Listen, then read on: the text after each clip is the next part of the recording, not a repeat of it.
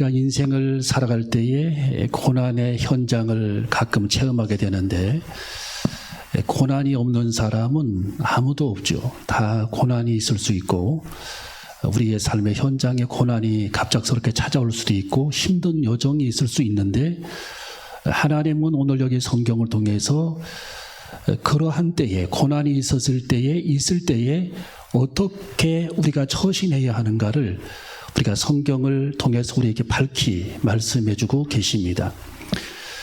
자, 우리가 인생을 살아가는 데에 고난이 찾아올 때에는 오늘 하나님께서 우리에게 세 가지를 주목하라고 말씀해 주십니다. 첫 번째로는 내가 하나님과의 올바른 관계가 정립이 되어 있는가. 올바른 관계, 릴레이션십, 하나님과의 관계성에 대해서 말씀이 기록되어 있고, 우리 인생을 살아갈 때 고난이 찾아올 때에 두 번째는 어떻게 해야만이 고난을 이길 수 있는가. 두 번째는 내가 과연 하나님의 제자인가. 여기에 초점을 맞춰야 된다는 겁니다.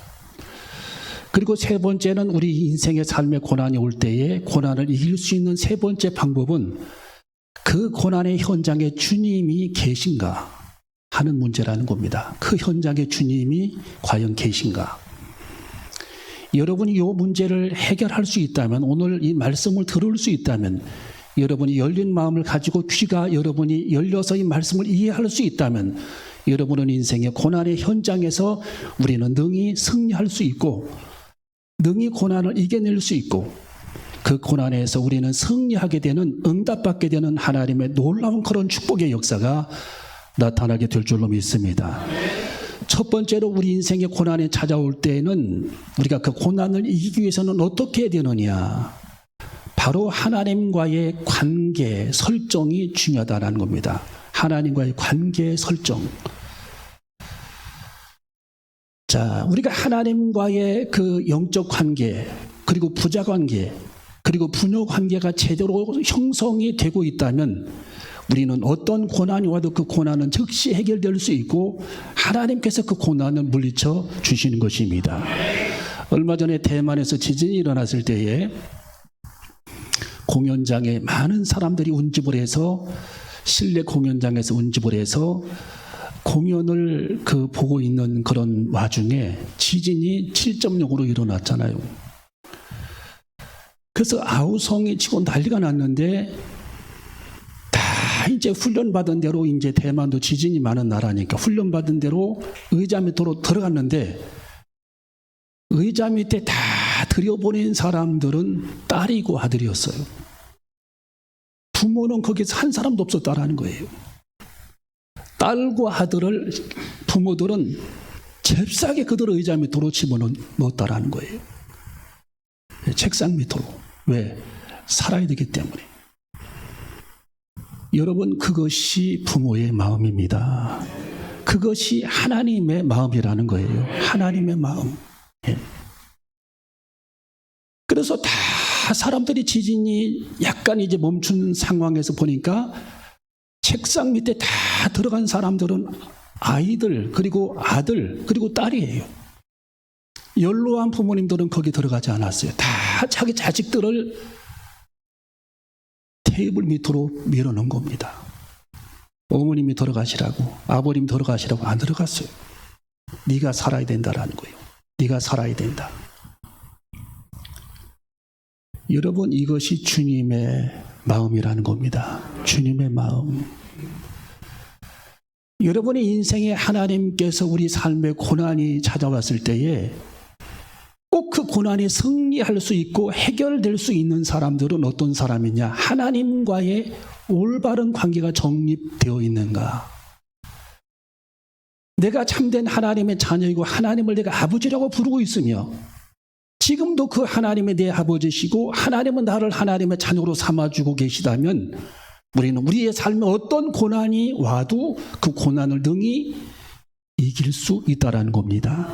하나님께서 이기게 하신다라는 거예요. 그 고난을 등에 이기게 하신다.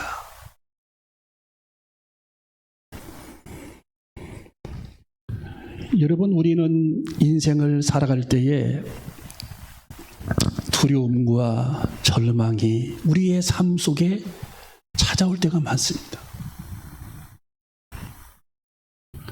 두려움과 공포와 절망스러운 현장. 지금 우리 예수님의 제자들은 두려움과 공포에 절망스러운 그런 현장에서 그들은 멘붕에 빠져서 풍랑에 휩싸여 죽음 직전에 그들이 아우성을 치고 몸부림치고 우리는 꼼짝없이 여기서 죽게 되었구나라고 그들이 아우성을 칠 때에 우리 예수님은 바다 위로 달려오셨습니다. 바다 위로. 왜 우리 예수님께서 제자들이 있는 바다 위로 달려오셨을까요? 제자들과의 관계성 때문입니다. 관계성 때문. 성경에 바다 위로 걸어오신 사건이 예수님 제자들 외에는 우리 예수님이 그런 능력을 함부로 보여주시질 않았어요. 예수님과 제자들의 관계성 때문에 우리 주님은 바다 위로 급하게 새벽녘에 우리 주님은 그 현장에 찾아오셨다라는 겁니다. 관계성. 여러분은 지금 하나님과 어떤 관계에 놓여 있나요? 우리가 고난당할 때 과연 우리 주님께서 맨발로 바다 위로 걸어오실 수 있을까요? 우리 주님은 여러분의 관계성, 여러분이 하나님과 각자 맺은 그런 관계성에 따라서 우리 주님은 오실 수도 있고 안 오실 수도 있다라는 거예요. 과연 여러분은 하나님과 어떤 관계에 지금 놓여 있나요? 그냥 오다 가다 하나님을 필요할 때만 찾는 그런 관계인가요? 가끔 내 삶에 우리 주님이 필요할 때만 내가 주님을 불러내는 그런 관계인가요? 여러분, 그런 관계는 별로 중요한 관계가 아닙니다. 주님은 그런 관계라면 바다 위로 맨발로 걸어오시지 않아요. 여러분이 정말 하나님의 자녀의 관계, 내가 하나님의 자녀로 우리 예수님의 제자들처럼 십자가를 우리 주님께서 지실 때에 찾아왔던 요한처럼 내가 하나님과 밀접한 그런 관계를 갖고 있다면, 참된 하나님의 자녀의 관계를 갖고 있다면, 우리 예수님이 십자가를 지고 가실 때에 내가 따라가서 우리 예수님의 십자가를 같이 나누어 매자라고 요청할 만한 그런 관계성을 우리가 갖고 있다면, 그리고 피곤한 삶이지만, 내 인생이 곤고한 그런 삶이지만, 절박한 그런 삶이지만, 힘든 그런 여정이지만, 우리 주님이 내게 십자가를 좀 나누어지자라고 내게 요청했을 때에, 내가 우리 그 예수님의 십자가를 나누어지자라고 말씀하실 때에 기꺼이 예수님, 제가 구레네 시몬처럼 주님의 십자가를 대신 지고 가겠나이다. 제게도 십자가를 좀 10분만 30분만 제 어깨에도 좀 메어주세요. 그런 관계성을 갖고 여러분이 인생을 살아간다면 우리는 고난이 두렵지 않은 것입니다. 어떤 고난이 와도 우리 주님은 우리 앞에 맨발로 뛰어오시는 것입니다. 바다 위에 다가오시는 것입니다. 풍랑에는 바다 위에도 우리 주님은 걸어오시는 것입니다. 관계성. 여러분, 부모 자식 간의 관계는 최고의 가까운 관계입니다. 영접하는 자 곧 그 이름을 믿는 자들에게는 하나님의 자녀가 되는 권세를 주셨으니. 여러분, 예수 그리스도를 영접하셨습니까? 아직 예수 그리스도를 영접하지 못했다면 하나님의 자녀로 내가 예수 그리스도를 영접하는 그런 결단이 있어져야 할 줄로 믿습니다. 주님 내 안에 찾아오시옵소서. 주님 내 안에 오시옵소서. 나는 하나님의 자녀입니다. 하나님의 뜻대로 살겠나이다. 십자가를 나누어지겠나이다. 하나님 말씀으로 거듭나 인생을 주 뜻대로 살아가겠나이다. 어떤 세상의 유혹과 방탕이 있다 할지라도 나는 하나님의 자녀로 인생을 살아가겠나이다. 주님, 나는 하나님의 자녀가 되겠나이다. 나는 이제 하나님의 자녀입니다. 어떤 세상에 고난이 있다 할지라도, 시대가 어떻게 바뀐다 할지라도, 전쟁이 일어난다 할지라도 나는 주님의 자녀로서의 인생을 살아가겠나이다. 그런 결단, 그런 결심,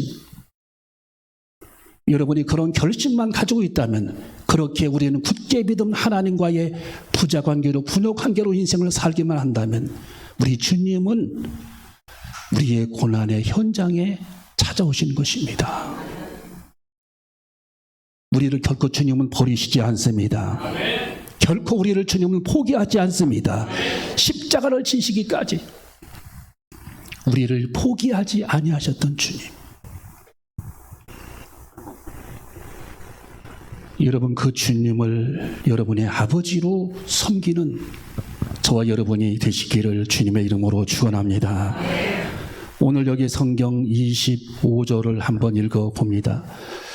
자, 25절, 26절을 한번 읽어봅니다. 시작.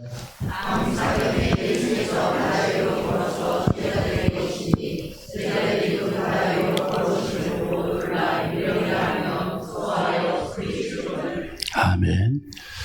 자, 우리 주님은 지금 이 새벽녘에 밤사경에 제자들이 환난을 당하고 어려움을 당한 그런 현장에 우리 주님은 얼마나 급하셨는지 바다 위로 우리 주님이 걸어오셨습니다. 얼마나 급하셨는지.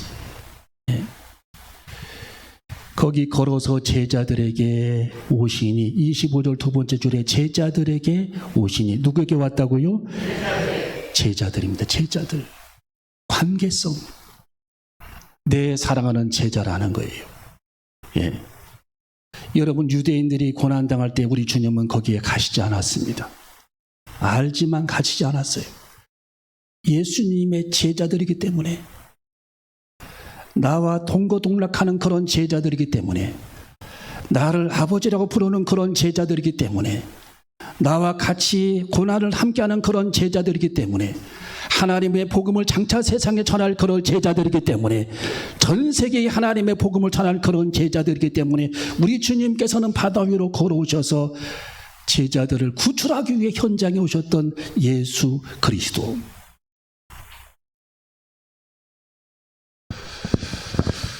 여러분, 저는 신문에 보니까 호주 침례교회의 스테인 선교사님이 인도에 선교사로 갔습니다.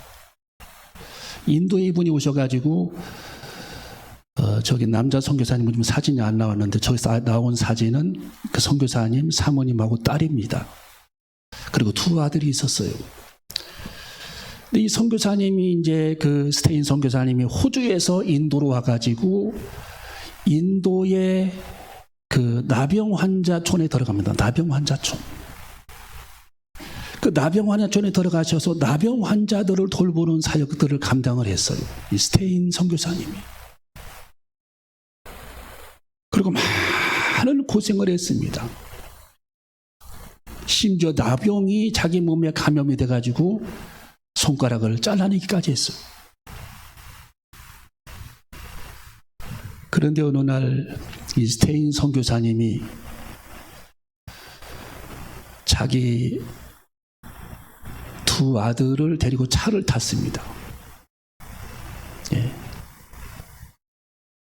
필립이라고 하는 아들과 티모시라고 하는 아들 10살, 8살인데 차를 탔는데, 차를 타자마자 힌두교도들이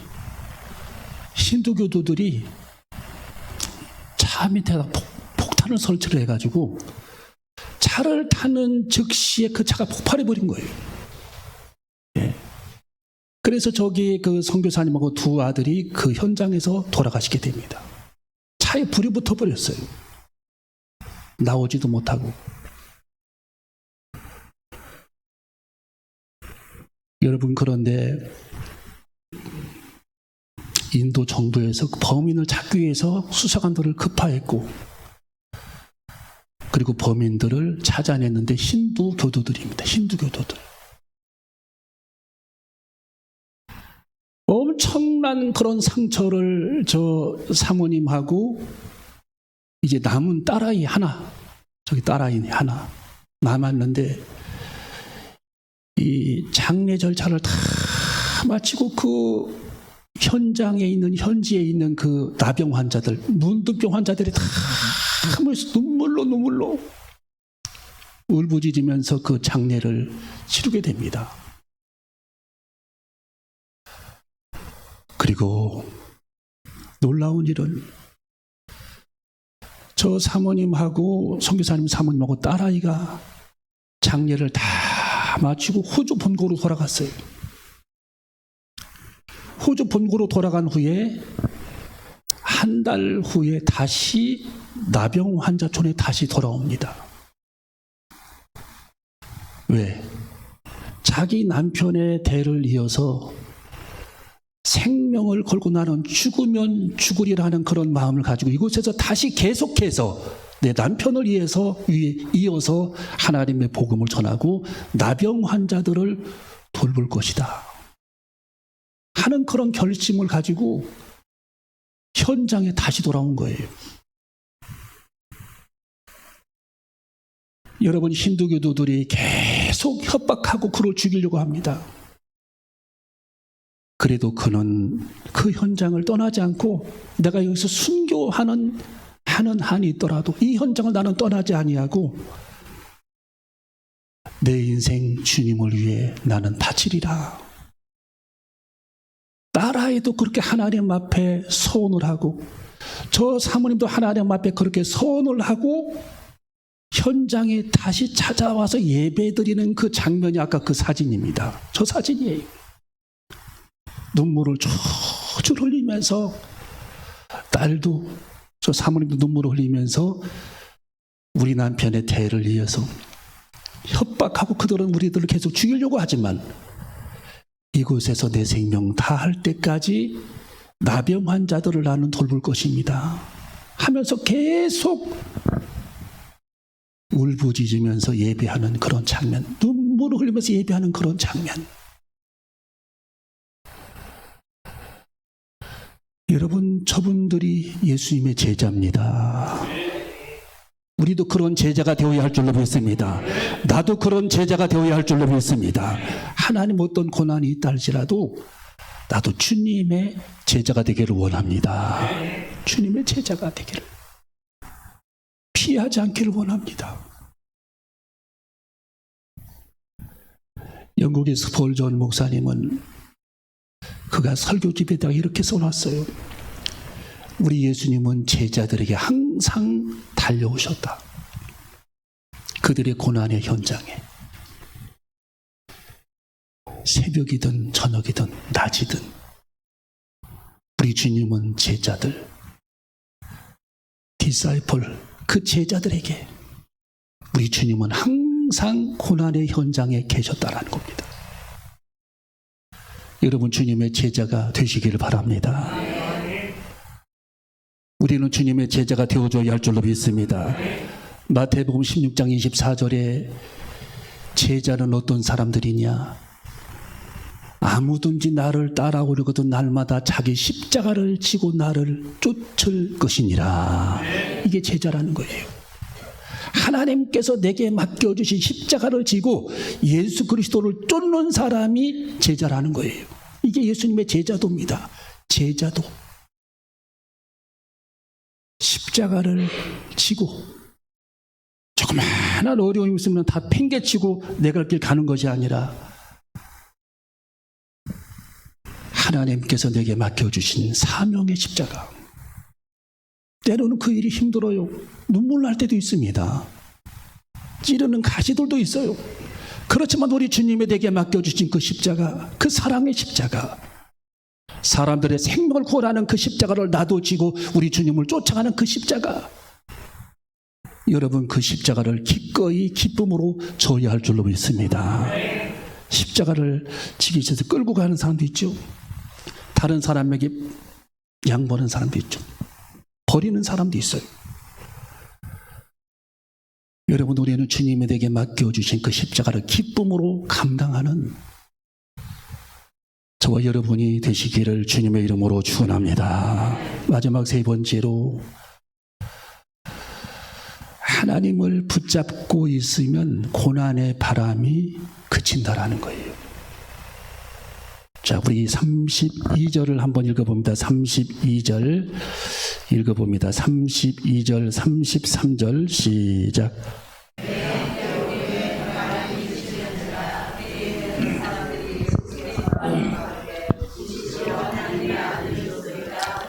아멘. 자, 배에 함께 오름에 바람이 그치는지라. 지금 제자들이 탄 그 배는 막 풍랑이는 그런 바다 위에 지금 뒤집히기 직전의 그 상황.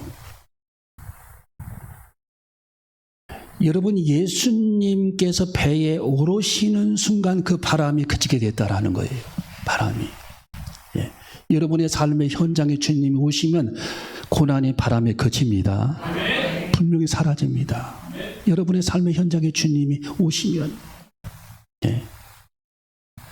여러분, 예수님이 여러분 마음속에 오시면 슬픔이 떠나갑니다. 슬픔이. 주님이 내 속에 오시면 근심이 사라집니다. 주님이 내 안에 오시면 고난의 바람이 사라집니다. 고난의 현상들이 사라집니다. 주님이 내 안에 오시는 순간 교체되는 역사, 교체되는 역사. 여러분, 우리가 왜 하나님 앞에 기도합니까?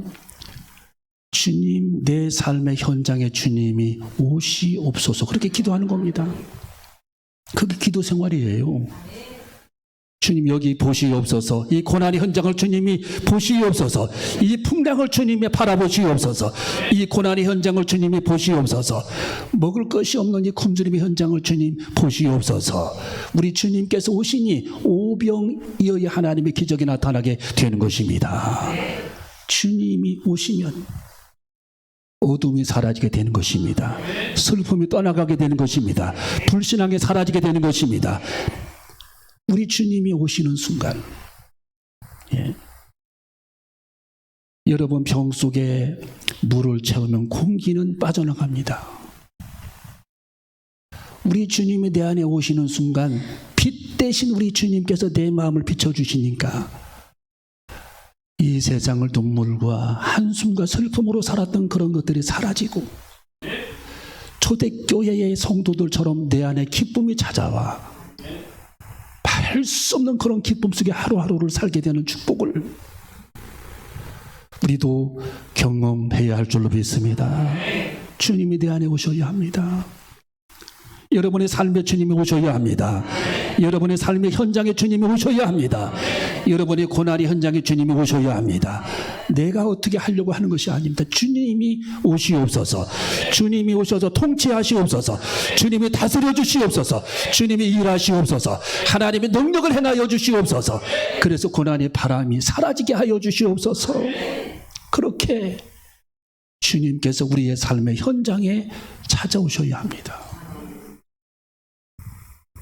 오늘 여기 성경 마지막 배에 오르심에, 배에 우리 주님이 오르심에 바람이 그치는지라.